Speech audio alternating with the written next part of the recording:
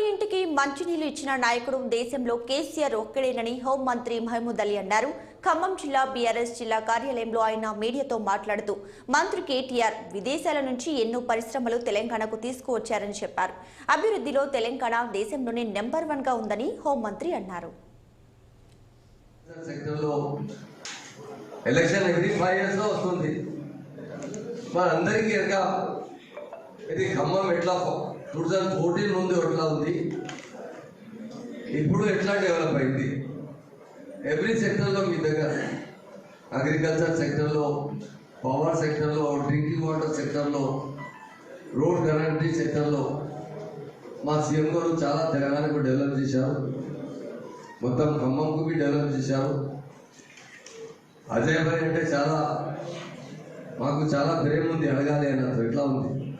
చాలా మంచి ఉన్నారు, చాలా క్వైట్ మంచి ఉన్నారు. అందరికీ మీడియా ద్వారా ప్రజలకు విజ్ఞప్తి చేస్తున్నారు, మీ ఓటు అంటే కారు గుర్తుకు ఓటు ఇవ్వండి. అజయ్ భాయ్కు చాలా భారీ మెజార్టీతో గెలవాలి.